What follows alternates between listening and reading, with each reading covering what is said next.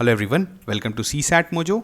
आई am Anshuman और आज हम लोग देखेंगे अपने क्विक रिवीजन सीरीज़ में सी सैट 2021 में जो आपसे क्वेश्चंस पूछे गए थे उसको आज हम लोग सॉल्व करने वाले हैं।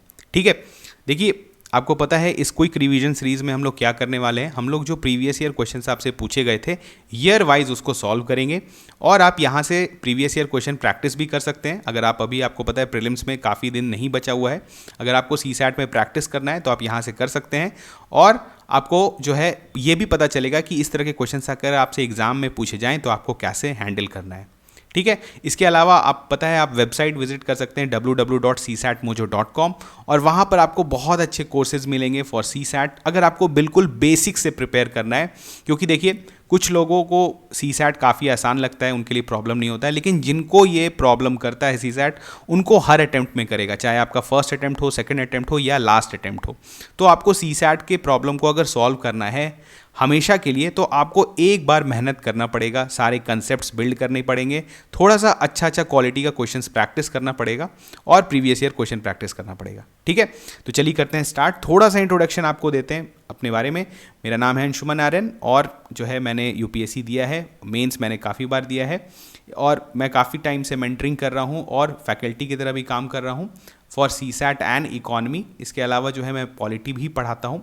अगर आपको कोई भी क्वेरी है रिगार्डिंग यूपीएससी तो आप रीच कर सकते हैं मुझे csatmojo@gmail.com पे। कोई भी क्वेरी होगा उसको मैं जितना जल्दी होगा कोशिश रिप्लाई करूँगा। और आप जो है मैंने ऑलरेडी बोला कि आप वेबसाइट विजिट कर सकते हैं, वहाँ पे बहुत सारे जो है पेड इनिशिएटिव्स भी हैं और फ्री इनिशिएटिव्स भी हैं जिसको आप यूटिलाइज कर सकते हैं अपने सी सैट प्रिपरेशन में। ठीक है, तो चलिए करते हैं स्टार्ट, ज़्यादा टाइम आपका वेस्ट नहीं करना है। पहला क्वेश्चन है आपका, integers are listed from 700 to 1000 in how many integers is the sum of the digits 10। यहाँ पर आपको बोला जा रहा है इंटीजर्स, ध्यान दीजिए कि 700 से लेके 1000 तक कितने इंटीजर्स ऐसे हैं जिनका सम ऑफ डिजिट्स जो है वो 10 है। ठीक है, सम ऑफ डिजिट्स जो है वो 10 है। तो आप कैसे निकालिएगा इस क्वेश्चन को? तो सबसे पहले आपको ये समझना होगा कि what is sum of digits. ठीक है, सम ऑफ डिजिट्स होता क्या है? तो सम ऑफ डिजिट्स समझने के लिए सबसे पहले आपको क्या करना पड़ेगा, एक रैंडम नंबर हम लोग लेते हैं, कोई भी एक नंबर ले लेते हैं। जल्दी से बताइए, कोई एक नंबर लेते हैं, 147 ले लेते हैं। 147 आपका एक नंबर है।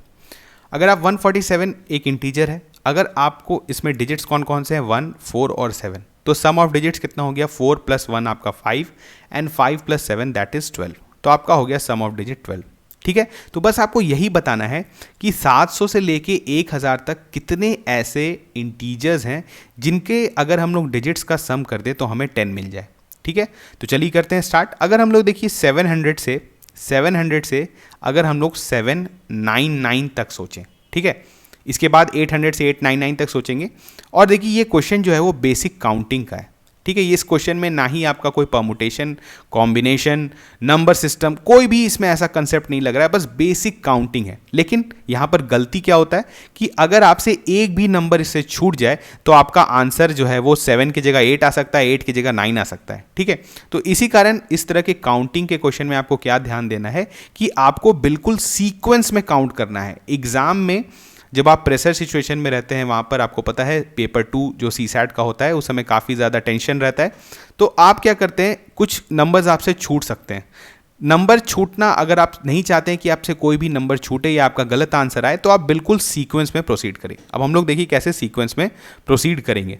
अगर आप देखिए 700 to 799 की बात करें तो आपके पास ऑलरेडी एक 7 तो है। ठीक है, सारे नंबर्स जो 700 to 799 हैं उसमें एक नंबर आपके पास, मतलब एक डिजिट जो है वो 7 तो है। इसके अलावा अब आपको सम ऑफ डिजिट 10 लाने के लिए आपको और कितना चाहिए, 3 चाहिए, बेसिकली 3 चाहिए। अब ये 3 जो है वो आपको किस फॉर्मेट में मिल सकता है, या तो डायरेक्टली 3 ही एक डिजिट हो जाए। अगर 3 एक डिजिट होता है तो कौन कौन सा पॉसिबिलिटी हो सकता है? एक तो आपका होगा 703, पहले छोटे वाले नंबर को लेते हैं, या एक हो सकता है 730। ये दोनों तो हो सकते हैं ना। दोनों पॉसिबिलिटी में आपका देखिए सम ऑफ डिजिट जो है वो आपका कितना आ रहा है, 10। ठीक है, चलिए अब तो मैंने एक डिजिट 3 ले लिया। अगर अब एक और पॉसिबिलिटी क्या है कि आपको 3 और चाहिए, तो या हो सकता है आपको इस फॉर्मेट में मिल जाए 2 और 1 या 1 और 2। ठीक है, तो उस केस में नंबर क्या बन जाएगा, 712 या 721। इसका भी सम ऑफ डिजिट जो है वो आपका आ रहा है 10। तो यहां पर आप बोलेंगे 700 to 799 आपको कितने मिल गए, 4 इंटीजर्स। आगे बढ़ते हैं, 800 टू 899 की बात करते हैं, ठीक है, 800 टू 899। अब आपके पास ऑलरेडी 8 है, सम 10 पहुंचाने के लिए आपको 2 और चाहिए, तो किस फॉर्मेट में आपको मिल सकते हैं? अगेन मैं अगर आपको सिर्फ एक डायरेक्टली एक डिजिट आपका अगर 2 हो जाए तो उस केस में क्या होगा, 802 एंड 820, 2 पॉसिबिलिटी है।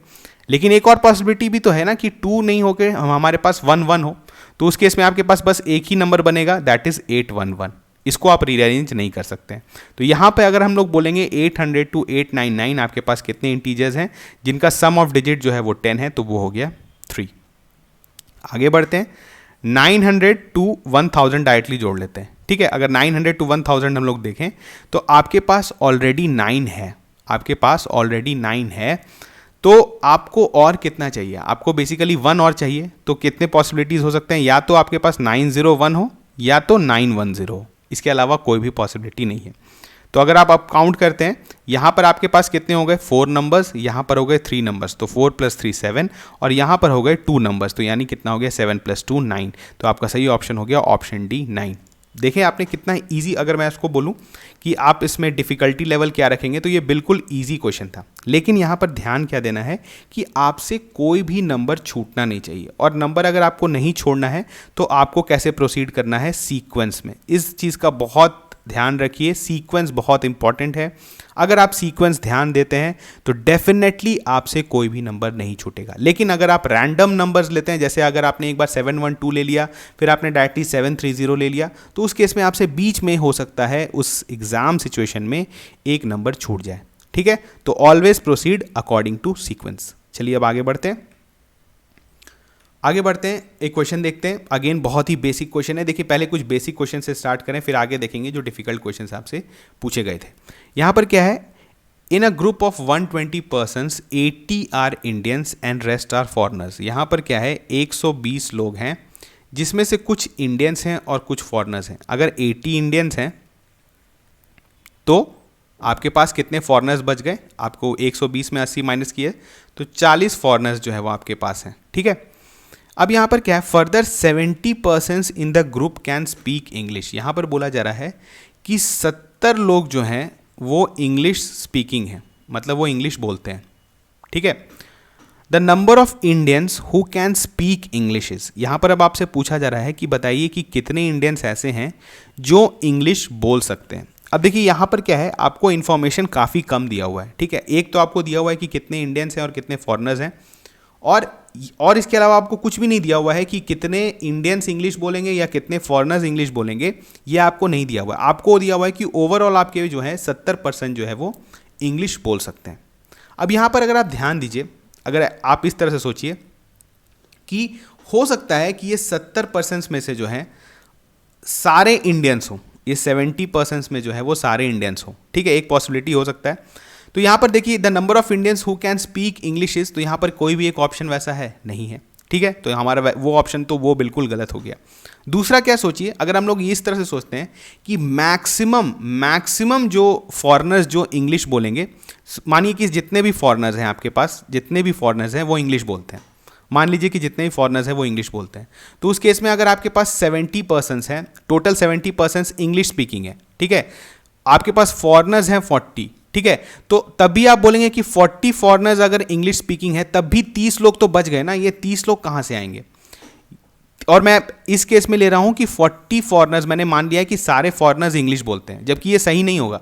इसमें से हो सकता है कुछ लोग इंग्लिश नहीं भी बोलें, लेकिन तब भी अगर मान लेते हैं कि अगर 40 फॉरेनर्स भी इंग्लिश बोलते हैं, तब भी 30 इंडियंस को तो डेफिनेटली आपका इंग्लिश बोलना ही पड़ेगा, ठीक है। मतलब इससे कम तो चलेगा ही नहीं चलेगा, इससे कम चलेगा ही नहीं चलेगा। तो यहाँ पर आपको क्या करना है, अगर 30 इंडियन है, अगर मानिए कि कुछ फॉरेनर्स जो है इसमें से इंग्लिश नहीं बोलते हैं, तो उसमें से क्या होगा कि कुछ इंडियंस जो है वो ज़्यादा इंडियंस जो है वो, अगर ऐसा होता है जैसे मान के चलिए अगर 38 है, तो यहाँ पर क्या हो जाता है आपका 32 पीपल इंडियंस जो होते हैं वो इंग्लिश बोलते हैं। तो यानी हमेशा क्या होगा कि अगर इंडियन पीपल की बात करें तो 30 इंडियन से तो ज़्यादा ही होंगे जो इंग्लिश बोलेंगे। तो यहाँ पर कौन सा ऑप्शन आपका सही होगा? 30 और मोर, यानी ऑप्शन डी जो है बिल्कुल सही है। बस थोड़ा सा आपको सोचना था, थोड़ा सा आपको अरेंज करना था, और इस क्वेश्चन का आंसर आप बना सकते थे, ठीक है। चलिए बढ़ते हैं आगे। There are 2 classes A and B having 25 and 30 students respectively, ठीक है। यहां पर देखिए बहुत अच्छा क्वेश्चन है ये, और इस क्वेश्चन को समझाने से पहले मैं आपको थोड़ा सा बेसिक्स बताऊंगा एवरेज का। उसका अगर आपको कंसेप्ट पता है तो आप इस क्वेश्चन को तुरंत बना सकते थे, नहीं तो ये क्वेश्चन एग्जाम में डिफिकल्ट हो जाता। यहाँ पर दिया है there are 2 classes A and B having 25 and 30 students respectively. In class A the highest score is 21 and the lowest score is 17। ठीक है, यहाँ पर मैं एक थोड़ा सा बना देता हूँ डायग्राम। ये क्लास ए है, ठीक है, ये क्लास ए है, इसमें 25 स्टूडेंट्स हैं। मैं यहाँ पे लिख देता हूँ ए के ऊपर 25 स्टूडेंट्स। और इसमें जो है जो भी मतलब कोई कुछ बच्चों का कुछ भी स्कोर होगा, लेकिन जो हाईएस्ट स्कोर है वो 21 है। ठीक है, जो हाईएस्ट स्कोर है वो 21 है और जो लोएस्ट स्कोर है वो 17 है।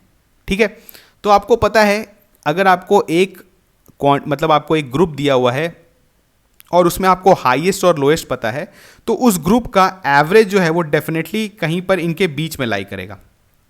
ठीक है, बीच में ही आप बोल सकते हैं जितना ज़्यादा, अगर ज़्यादा वाला क्वांटिटी ज़्यादा है तो वो थोड़ा उधर शिफ्ट हो जाएगा एवरेज, या कम वाला क्वांटिटी ज़्यादा है तो वो थोड़ा सा इधर हो जाएगा शिफ्ट। ठीक है, तो यानी आप बस इतना जानते हैं कि एवरेज जो है वो हमेशा ग्रुप का जो भी आपको क्वांटिटी दिया हुआ है, जो भी आपका सैंपल्स दिया हुआ है, जो हाईएस्ट है और जो लोएस्ट है उसके बीच का कुछ क्वांटिटी होगा। ठीक है, कुछ भी हो सकता है वो।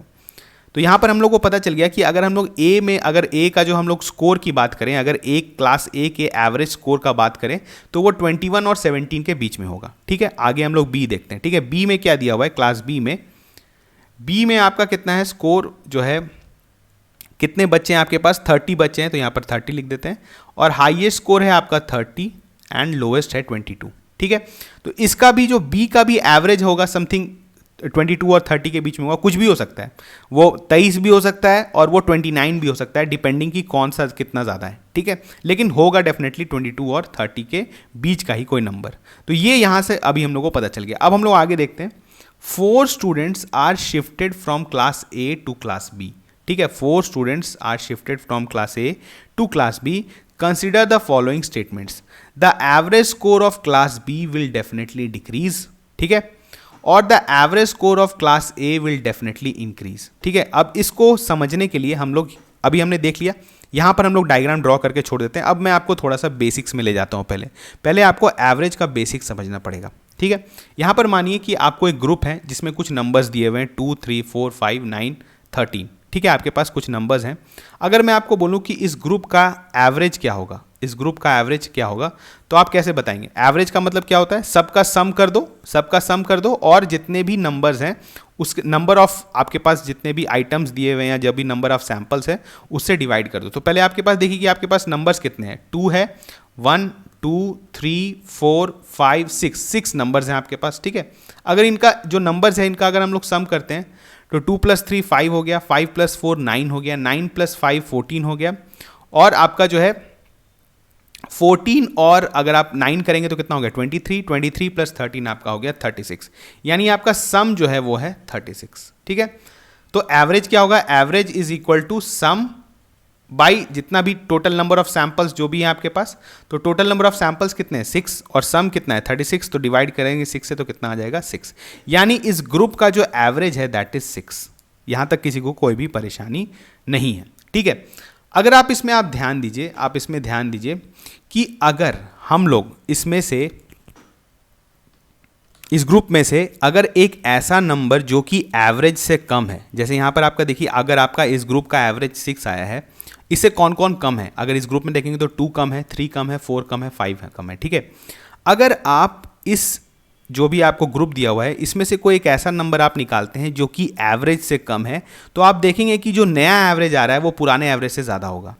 इसका क्या मतलब है, मैं आपको करके दिखा रहा हूँ कि अभी चलिए मान के चलिए कि आपके पास 6 नंबर थे, अब मैं एक नंबर जो कि 6 से कम है उसको निकाल दे रहा हूँ। किसी को भी चूज़ कर लीजिए, अगर आप जैसे 4 को चूज़ करते हैं, 4 को चूज़ कर लिए तो 4 को हमने हटा दिया, 4 को हमने हटा दिया, तो अब 36 में से 4 माइनस कर दीजिए तो कितना हो गया आपका 32, और आपके पास नंबर्स भी कितने बचे, आपके पास पहले 6 थे, अब जो है वो 5 आ गया। तो अगर आप इसको करेंगे देखिए, तो अभी आप डिवाइड करेंगे, अब न्यू एवरेज कितना हो गया आपको 6.4, आप देख रहे हैं कितना आ गया 6.4, तो ये पुराने एवरेज से ज़्यादा है।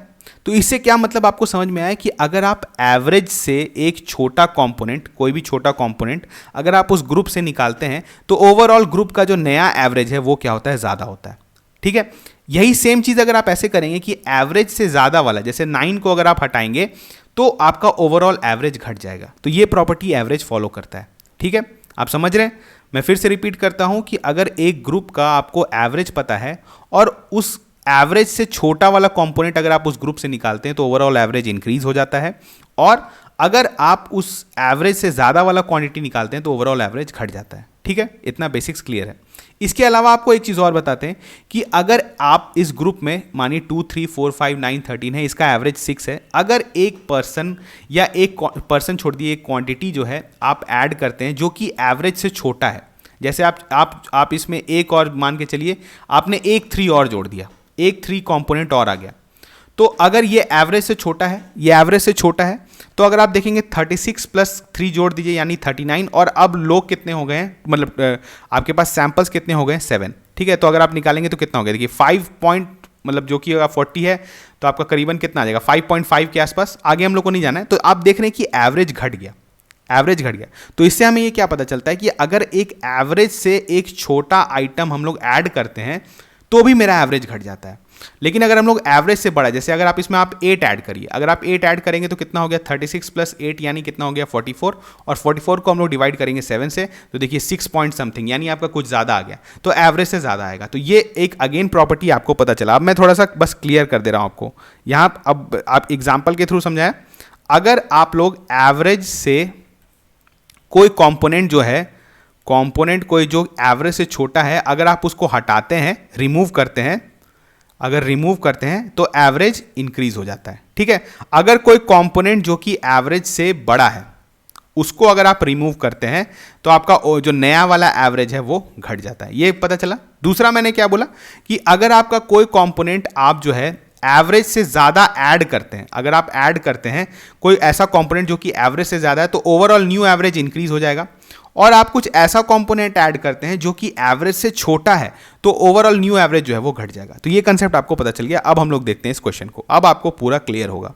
ठीक है, यहां पर देखिए क्या है, हमने देख लिया कि क्लास ए में 25 स्टूडेंट्स हैं, हाईएस्ट 21 है, लोएस्ट 17 है।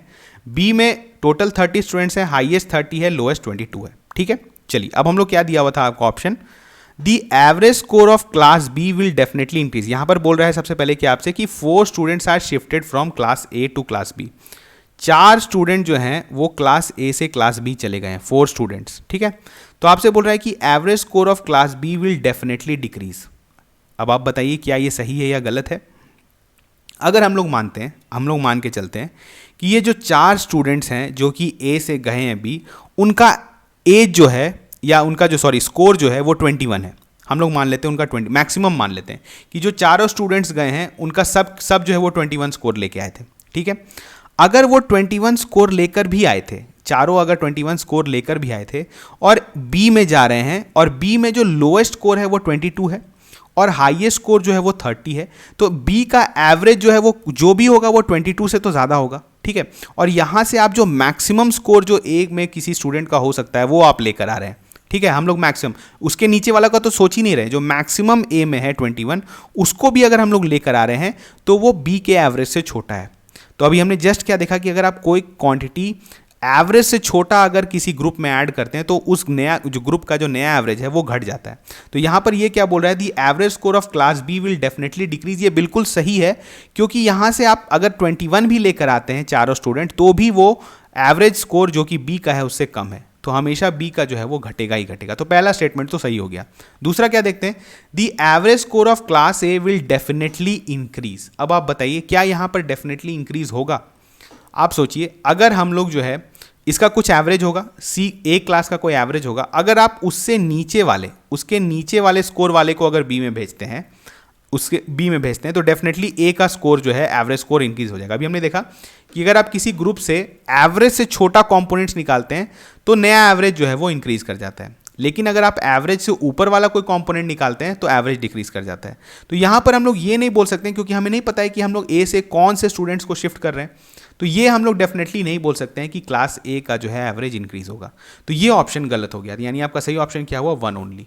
ठीक है, आपने देखा ये एक बहुत बेसिक कंसेप्ट है एवरेज का, और इसका बहुत ज़्यादा कंसेप्ट हमने सीसैट मोजो के कोर्सेज में कवर कर रखा है, जिसमें एवरेज के जितने भी ऑपरेशंस होते हैं सबको हमने कवर किया है। अगर आप देखेंगे तो आपको समझ में आएगा कि ये कितना बेसिक टॉपिक है, लेकिन एग्जाम में अगर आपको क्लैरिटी नहीं रहेगा तो आपसे ये क्वेश्चन गलत हो जाएगा, और बहुत लोगों से इस गलती हुई थी। ठीक है, चलिए बढ़ते हैं आगे। नेक्स्ट क्वेश्चन, 3⁻2019, आपको एक एक्सप्रेशन दिया गया था 3⁻2019, और आपको बताना था अगर इसको हम लोग 10 से डिवाइड करते हैं तो आपका जो है रिमाइंडर क्या होगा, रिमाइंडर पूछा गया था। अब मैं आपको ये क्वेश्चन को पहले आप भूल जाइए, पहले मैं आपको बताता हूँ कि होता क्या है। अगर किसी भी नंबर को आप 10 से डिवाइड करते हैं, जैसे एक नंबर लेते हैं 7924, एक नंबर है 7924, और अगर मैं आपको बोलूं कि अगर आप इसको 10 से डिवाइड करते हैं तो रिमाइंडर क्या होगा, तो आप क्या बोलेंगे? आप 10 से डिवाइड नहीं करेंगे, आप डिवाइड कर करके नहीं देखेंगे। अगर आप 10 से डिवाइड करते हैं किसी भी नंबर को तो उसके यूनिट्स प्लेस पर जो डिजिट होता है वही रिमाइंडर होता है। आप करके देख सकते हैं। छोटा, जैसे ये बड़ा नंबर था, छोटा एक नंबर लेते हैं 14 को अगर आप 10 से डिवाइड कर रहे हैं तो आपका क्या होगा, रिमाइंडर कितना होगा, 4। ठीक है, आप कितना बड़ा भी नंबर ले लीजिए, उसको 10 से डिवाइड करिए तो उस नंबर का रिमाइंडर क्या होगा, जो कि उसके यूनिट्स प्लेस का डिजिट है। ठीक है, अगर 0 है तो डेफिनेटली, क्योंकि वो पूरा नंबर 10 से डिविजिबल हो गया, तो रिमाइंडर 0 हो जाएगा। ठीक है, बहुत बेसिक सा कंसेप्ट है। अब देखिए यहां पर बात आ रहा है कि 3⁻2019 को अगर हम लोग 10 से डिवाइड करते हैं तो रिमाइंडर क्या होगा। अब रिमाइंडर निकालने के लिए आपको क्या करना पड़ेगा, अगर आपको इस एक्सप्रेशन का 3⁻2019, अगर हम लोग उतना तो हम लोग मल्टीप्लाई नहीं कर पाएंगे 3 का पावर, लेकिन अगर हम लोग इस तरीका से बता दें किसी भी तरीका से कि ये इस नंबर के यूनिट्स प्लेस पर कौन सा डिजिट होगा, तो हम लोग बता देंगे कि रिमाइंडर क्या है। ठीक है, तो इसके लिए थोड़ा सा कंसेप्ट हम लोग देखते हैं यूनिट्स डिजिट का, जो कि हम लोग नंबर सिस्टम में पढ़ते हैं।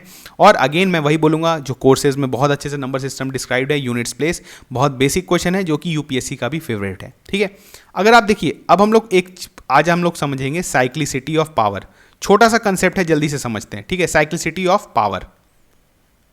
अब आप 3 को लीजिए। ठीक है, 3⁻1 क्या होता है, 3⁻1 3 होता है, और क्या होगा 3 अगर हम लोग स्क्वायर करते हैं तो क्या होता है, 9 होता है, सबको पता है 3 स्क्वायर 9 होता है। 3 क्यूब करेंगे तो क्या होगा, जल्दी से बताइए, 27। ठीक है, 27, ध्यान दीजिए अभी। और 3⁻4 करते हैं तो आपका कितना आता है, 81। ठीक है, यहां तक तो सबको पता है। आगे बताइए, 3⁻, अगर हम लोग 5 करते हैं तो क्या होगा, 81 × 3 होगा नेक्स्ट, यानी कितना हो जाएगा, 243। ठीक है, आप यहां पर ध्यान दीजिए, अगर आप फिर से 3⁻6 करेंगे तो कितना हो जाएगा, 3 3 9 एंड 4 3 12, कैरी ओवर 1, 3 2 6, यानी 729 हो जाएगा। आप यहां पर देखिए, अभी आप जितने भी नंबर आए हैं सबके यूनिट्स प्लेस पर देखिए। अब 3⁻1 3 था तो यूनिट्स एक ही डिजिट है तो 3 है। अगर स्क्वायर कर रहे हैं 9 तो 9 है। अगर क्यूब कर रहे हैं तो 27 है, लेकिन यूनिट्स प्लेस पर क्या है, 7। ठीक है, 3⁻4 कर रहे हैं तो 81 आ रहा है, लेकिन यूनिट्स प्लेस पर क्या है, 1। अगर आप 3⁻5 कर रहे हैं तो अगेन आपके यूनिट स्पेस पर देखिए 3 आ गया। यहां से हमने 3 से स्टार्ट किया, फिर 3 आ गया। ठीक है, फिर आप नेक्स्ट देख रहे हैं, फिर 9 आ गया। तो यहां पर आप देख रहे हैं अगेन ये क्या होगा, 3 9 7 1, 3 9 7 1, यानी 4 का साइक्लिसिटी आप बोल सकते हैं, पावर का जो है साइकिल चल रहा है, पावर का साइकिल चल रहा है। मतलब 3 अगर आप देखेंगे तो 3 अगर आप 4 कोई भी, जैसे यहां पे 2019 है, 2019 को आप समझ लीजिए कि 4 का मल्टीपल्स। ठीक है, 4 का मल्टीपल्स, तो सबसे आपका बोलिएगा अगर सबसे जो नियरेस्ट मल्टीपल है 4 का, वो कौन सा है, 2019 के नज़दीक सबसे कौन सा, 2016।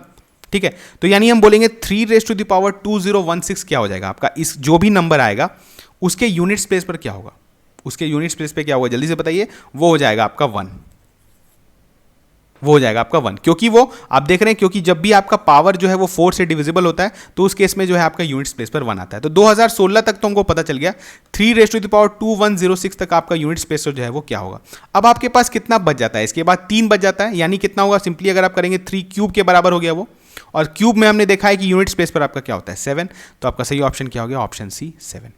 या आप इस तरह से समझ सकते हैं कि आप बस पावर के साइक्लिसिटी को जो है समझ जाइए, और जो भी आपको पावर दिया हुआ है 2019 दिया हुआ था, तो 2019 को आप 4 से डिवाइड कर दीजिए, जो भी रिमाइंडर आएगा, जैसे रिमाइंडर क्या आया 3, यानी इस सीरीज का कौन सा टर्म होगा, तीसरा वाला, तो आपका क्या हो गया 7, यानी यूनिट स्पेस पर 7 होगा। अब आपको यूनिट स्पेस पर पता चल गया 7, तो वही तो रिमाइंडर होता है जब हम लोग 10 से डिवाइड करते हैं। तो आपका सही ऑप्शन क्या हो गया, ऑप्शन सी 7। बहुत बेसिक क्वेश्चन था, लेकिन अगेन बहुत लोगों से गलती हुआ था, तो इस तरह के क्वेश्चंस को जो है आपको ध्यान देना है। ठीक है, चलिए बढ़ते हैं आगे।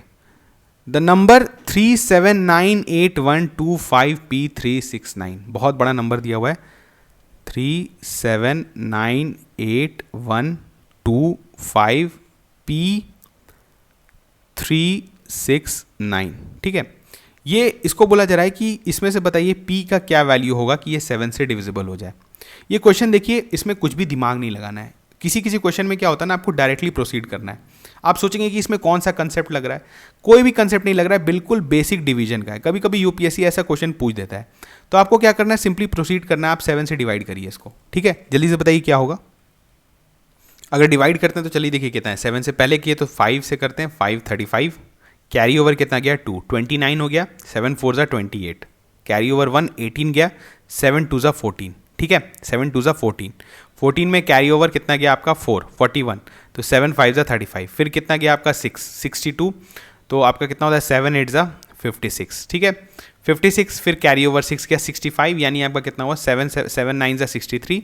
तो आप देखिए कैरी ओवर आपका कितना जा रहा है 2, तो हम लोग ऐसा समझ लेते हैं यहां तक आपने तो कर लिया, आगे बस क्या कैरी ओवर जा रहा है, तो ये यानी आपका नंबर क्या बन गया 2P369।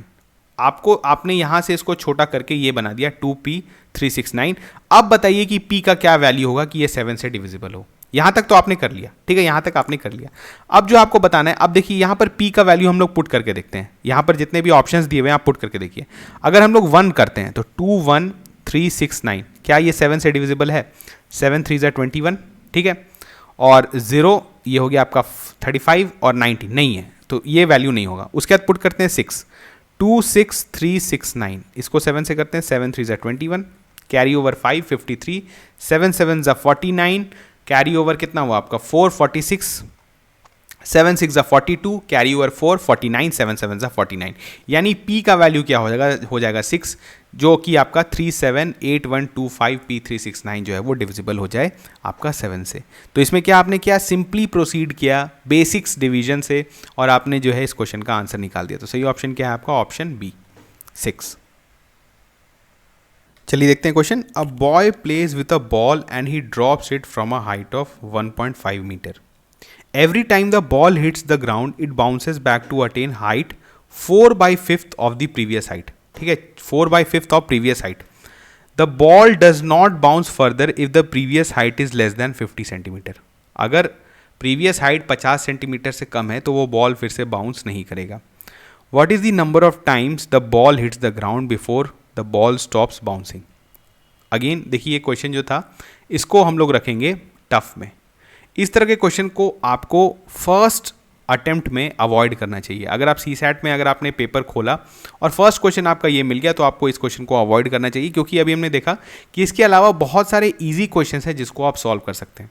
अब देखिए सारे क्वेश्चंस के लिए आपको मार्क्स तो बराबर मिलते हैं, तो इसी कारण क्या ज़रूरी है कि आप इस टफ क्वेश्चन को सॉल्व करें. तो इसी कारण आप इस क्वेश्चन को लेटर ऑन के लिए रख सकते हैं. पहले इजी क्वेश्चन सॉल्व कर लेंगे, फिर जो है हम लोग टफ क्वेश्चन करेंगे. ठीक है, तो चलिए देखते हैं. यहाँ पर क्या है, बेसिकली आपको 1.5 मीटर दिया हुआ है 50, और फिर यहाँ पर आपको देखिए 50 सेंटीमीटर का बात हो गया है. तो आप क्या करिए, सबसे पहले हमारे लिए सहूलियत है कि हम लोग जो है इसको या तो मीटर में कन्वर्ट कर लें या तो सेंटीमीटर में कन्वर्ट कर लें. तो चलिए हम लोग क्या करते हैं, हम लोग मीटर को सेंटीमीटर में कन्वर्ट कर लेते हैं. तो 1.5 मीटर, 1 मीटर में कितना होता है 100 सेंटीमीटर, तो यानी कितना हो गया 150 सेंटीमीटर हाइट है. ठीक है, तो यहाँ पर हम लोग लिखते हैं दिस इज़ 150 सेंटीमीटर. 150 सेंटीमीटर जो है यहाँ से जो है वो बॉल फॉल कर रहा है. यहाँ से बॉल ऐसे करके फॉल होता है और हिट करता है ग्राउंड. ठीक है, चलिए डायरेक्ट ही फॉल करा देते हैं ऐसे करके जो है. एक बार इसको इरेज कर लेते हैं. इस तरह से आप समझिए, बॉल को मैंने यहाँ पर से ड्रॉप किया और ये जो है हाइट. ठीक है, यहाँ पर टकराया, ये ग्राउंड है. ठीक है, ये ग्राउंड मान के चलिए, ये आपका 150 सेंटीमीटर है. तो यहाँ पर ये टकराया तो यहाँ से ये बाउंस बैक करेगा, और बाउंस बैक कितना करेगा 4/5 ऑफ इट्स हाइट, फिर जाके गिरेगा. इस तरह से वो करते चला जाएगा. ठीक है, तो आप देखिए सबसे पहले 150 मीटर है अगर इनिशियली मैंने ड्रॉप किया है और 150 मीटर से गिरा है, तो नेक्स्ट टाइम उसका हाइट कितना होगा 4/5 ऑफ द प्रीवियस हाइट. तो 150 सेंटीमीटर से गिरा है तो 4/5 कितना हो गया, 4/5 करते हैं इसका, तो कितना हो गया 530, ये हो गया 120. यानी नेक्स्ट बार जो वो बाउंस करेगा वो कितना बाउंस करेगा 120 मीटर. तो यहाँ पे हम लोग देते हैं 120 मीटर. ठीक है, तो एक बार बाउंस हो गया यहाँ पर, फिर 120 मीटर ऊपर गया, फिर लौटेगा 120 मीटर, दोबारा बाउंस करेगा, तो ये हो गया सेकंड टाइम. इसके बाद फिर फर्दर कितना जाएगा, ये जाएगा 4/5 ऑफ 120, तो 120 इंटू 4/5 करेंगे तो कितना होगा आपका, ये हो जाएगा 96 मीटर। तो कितना राइज किया, 96 मीटर। ठीक है, 96 मीटर राइज किया एंड फॉल किया, फिर तीसरे बार आपका हिट किया, तो 3 बार तो बॉल अभी तक हिट कर चुका। आगे देखते हैं, 96 का आप 4/5 बताइए फिर कितना होगा। अगर हम लोग को ऐसे करना है तो डायरेक्टली 4/5 को हम लोग डेसिमल में लिख देते हैं, दैट इज 0.8। ठीक है, 0.8 है तो 8 से मल्टीप्लाई करिए, 6 8 ज़ा 48, कैरी ओवर 4, 9 8 ज़ा 72, यानी हो गया 76.8। ठीक है, हाँ 50 से ज़्यादा है तो यानी राइज करेगा, तो ये गया आपका 76.8 मीटर। ठीक है, उसके बाद 76.8 का फिर फर्दर कितना 0.8 राइज करेगा, तो वो कितना होगा आपका देखेंगे तो 8 8 ज़ा 64, कैरी ओवर 6, 6 8 ज़ा 48, आपका जो है ये हो जाएगा 54 5 और 7 8 ज़ा 56, यानी हो जाएगा 61.44। अभी भी देखिए 50 से ज़्यादा है तो फिर राइज करेगा, तो ये हो गया 61.44, यहाँ पे मैं लिख दे रहा हूँ। और ये जो है कितनी बार टकराया था, ये चौथा बार, तो 61.44 के बाद जो है पांचवा टक्कर तो ये मारेगा, क्योंकि 61.44 जो है वो आपका 50 से ज़्यादा है, तो ये 5th बार स्ट्राइक तो करेगा, लेकिन राइज करेगा क्या देखते हैं, चलिए देखते हैं। अगर आपको देखेंगे 61.44 का 0.8 कितना हो गया, 8 4 ज़ा 32, कैरी ओवर 3, 32 यानी 5, फिर 3 अगर करते हैं तो 8 1 ज़ा 8 11, ये हो गया, एंड दैट इज़ आपका 1 अगर जाता है 6 8 ज़ा 48, यानी हो गया 49.152, 49.152। देखिए ये जो है 50 से छोटा हो गया, 50 से छोटा हो गया, यानी इसके बाद बॉल राइज करेगा ही नहीं, इसके बाद बॉल जो है वो राइज करेगा ही नहीं। तो डेफिनेटली जो है आपका बॉल कितने टाइम्स जो है वो बाउंस करेगा बिफोर स्टॉप बाउंसिंग, वो कितना हो जाएगा आपका ऑप्शन बी 5। ठीक है, अगेन मैंने बोला देखिए ये कैलकुलेशन इंटेंसिव है, इसमें थोड़ा ज़्यादा कैलकुलेशन हो गया है, लेकिन इस तरह के क्वेश्चंस आपको जब लास्ट में आपके पास टाइम बचे तब जाके आपको अटेम्प्ट करना चाहिए। ठीक है, चलिए बढ़ते हैं नेक्स्ट क्वेश्चन में। From January 1, 2021, the price of petrol in rupees per liter on mth day of the year is 80.0.1 m। ठीक है, यानी पेट्रोल का प्राइस जो है वो कैसे वैरी करता है, 80 + 0.1 m।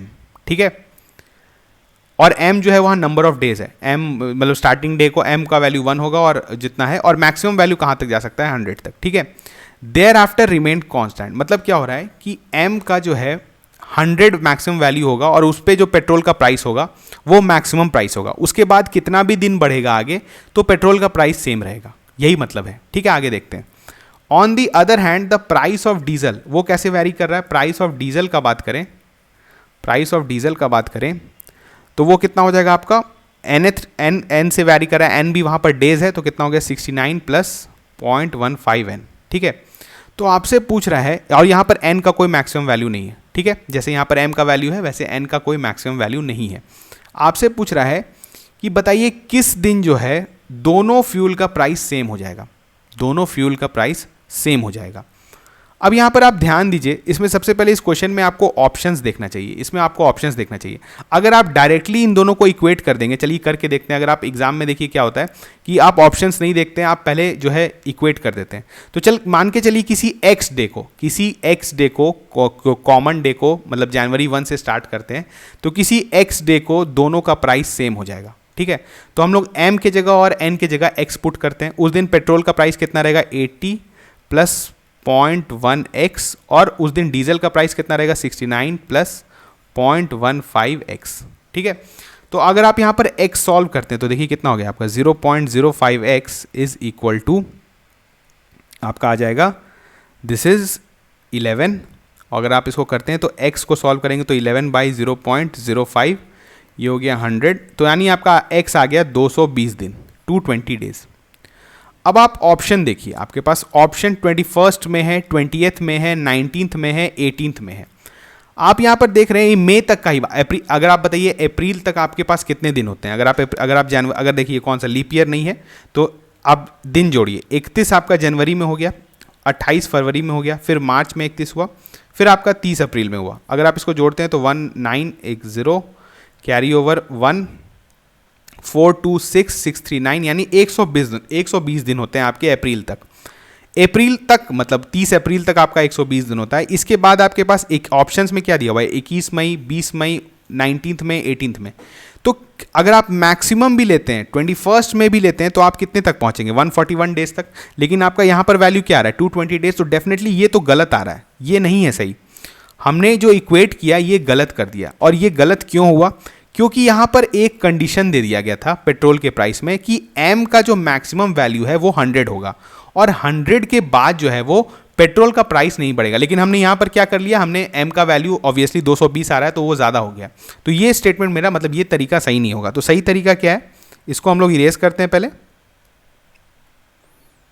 इसका क्या होगा, आप मानिए कि पेट्रोल जो है वो 100 दिन तक है, ठीक है, और आपका सारा ऑप्शंस मई में, ठीक है। तो यानी 100th डे को पेट्रोल का प्राइस क्या होगा, 100वां दिन पेट्रोल का प्राइस क्या होगा। हम लोग करते हैं पेट्रोल का 100वां दिन क्या प्राइस होगा, 80 प्लस 0.1 एम की जगह क्या पुट करेंगे, 100।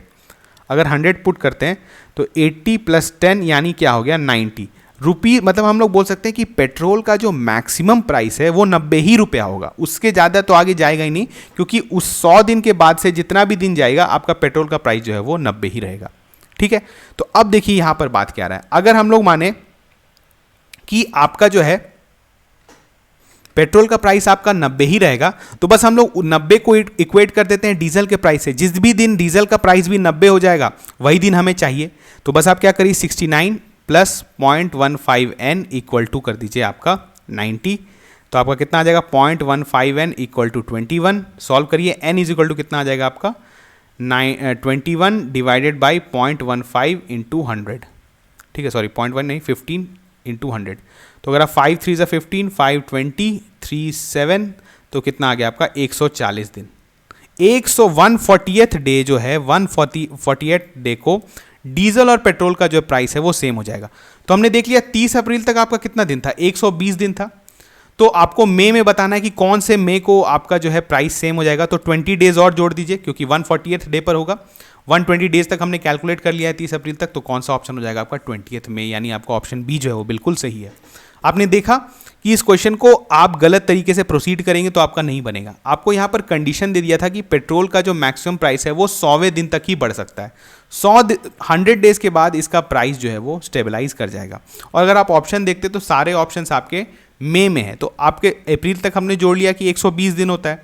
तो अब जो भी मई में है तो यानी 120 दिन से तो ज़्यादा है, तो उस केस में जो आपका पेट्रोल का प्राइस होगा वो क्या होगा आपका 90, और 90 से इक्वेट किया हमने डीजल का प्राइस, और डीजल का प्राइस जो है किस दिन सेम हो जाएगा, 140th डे, जो कि आपका आ गया 20th मई, ठीक है। बढ़ते हैं आगे, नेक्स्ट क्वेश्चन। यहाँ पर देखिए, biology class at high school predicted that a local population of animals will double in size every 12 years. यहाँ पर एक बायोलॉजी क्लास, एक हाई स्कूल ने ये प्रेडिक्ट किया कि लोकल पॉपुलेशन जो है एनिमल का वो हर 12 साल में डबल हो जाएंगे, हर 12 साल पे डबल हो जाएंगे। The population at the beginning of the year 2021 was estimated to be 50। मतलब 2021 के स्टार्टिंग में जो है आपका पॉपुलेशन 50 था, ठीक है।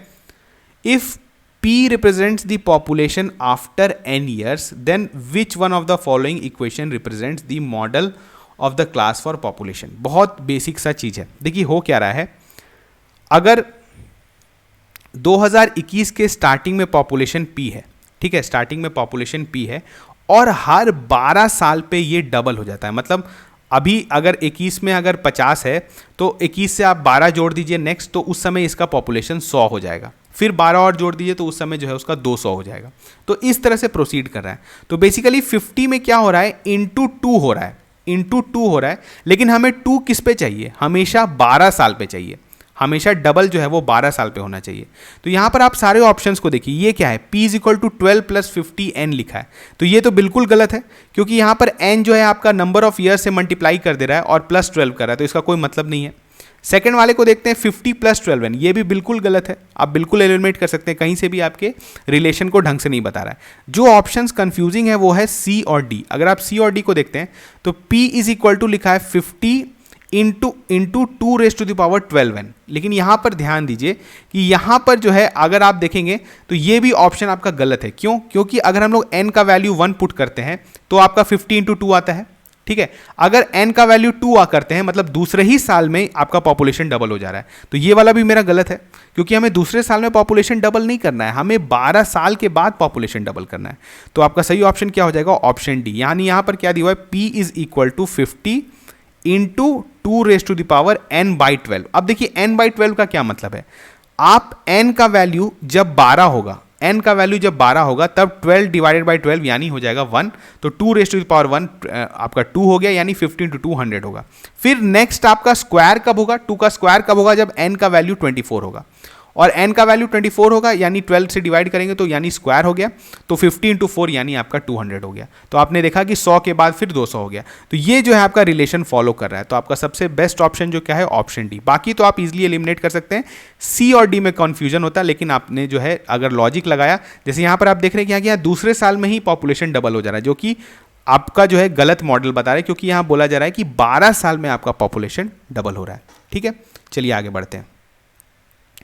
क्वेश्चन है, consider the following multiplication problems. यहां पर आपको क्या दिया हुआ है, मल्टीप्लीकेशन प्रॉब्लम दिया हुआ है, और P Q into 3 is equal to R Q Q. आपको एक नंबर का फॉर्मेट दिया हुआ है, P Q into 3 is R Q Q. ठीक है, where P Q R different digits. ठीक है, और आपको जो है यहां पर बताना है value p plus Q divided by Q, नहीं, यहां पर r होगा। ठीक है, ये आपका r है, p plus Q divided by r, इसका वैल्यू आपको बताना है।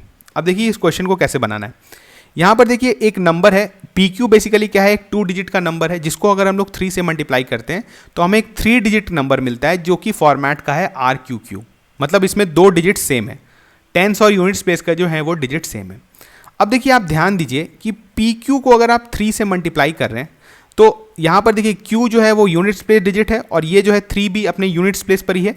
तो ये जो फाइनल नंबर के जो मल्टीप्लिकेशन के q है, ये भी इसी से डिसाइड हुआ कि q इंटू 3 का क्या वैल्यू होता है। क्योंकि जैसे एग्जांपल लेते हैं, जैसे 56 इंटू 3 कर रहे हैं, तो जो नंबर आएगा, जैसे 6 3 ज़ा 18 कैरी ओवर 1, 5 3 ज़ा 15, यानी आपका 168। तो 8 जो आया ये बेसिकली क्या था, 3 इंटू 6 जो मल्टीप्लाई करे ये आ रहा था। तो वही चीज़ आप यहाँ पर देखिए, पी क्यू इंटू 3 है, तो q इंटू 3 जो है वो आपका फिर से q दे रहा है। तो कौन सा ऐसा डिजिट होगा जो कि 3 से मल्टीप्लाई करने पर फिर से यूनिट्स प्लेस पर सेम वही डिजिट दे देता है? जल्दी से बताइए क्या होगा। अभी आप ध्यान दीजिए, वैसा कौन सा होगा, एक ही ऑप्शन है बस 5। अगर आप 5 को 3 से मल्टीप्लाई करते हैं तो क्या आता है, 15। देखिए फिर से यूनिट्स प्लेस पर वही डिजिट है जो कि यहाँ पर था। तो इस फॉर्मेट में P Q into 3 is equal to R Q Q. तो क्यू का बस एक ही वैल्यू हो सकता है, दैट इज 5। इसके अलावा कोई भी वैल्यू नहीं हो सकता है, कोई भी वैल्यू नहीं हो सकता है। अगर आप देखेंगे तो बस p का वैल्यू हो सकता है आपका 5। ठीक है, अब हम लोग देखते हैं यहां पर जो है आपका, अगर आप लोग यहां से हमने निकल लिया, हमें q का वैल्यू पता चल गया 5। अब इस नंबर को थोड़ा सा हम लोग फिर से लिखते हैं, p5 into 3 is equal to r55। r55 जो है आपको मिल गया है। ठीक है, अब यहां पर देखिए, आप देखिए अभी आपने क्या किया है कि P5 इंटू 3 कर रहे हैं तो आपका R5 आ रहा है, तो 5 इंटू 3 तो 15 आता है। लेकिन आपको पता होना चाहिए कि P का कुछ ऐसा वैल्यू होना चाहिए, P का कुछ ऐसा वैल्यू आना चाहिए 3 से मल्टीप्लाई करके, क्योंकि यहाँ से देखिए 5 इंटू 3 करेंगे तो कैरी ओवर कितना जाएगा, 1। तो डेफिनेटली P इंटू 3 कुछ ऐसा वैल्यू आना चाहिए जिसके यूनिट्स प्लेस पर 4 हो, तभी जाके आपका जो है यहाँ पर ये 5 आएगा। आप देख सकते हैं। तो अब बताइए P का क्या क्या पॉसिबिलिटी हो सकता है कि आपको P 3 से मल्टीप्लाई करे और जो भी नंबर आए उसके यूनिट्स प्लेस पर 4 हो।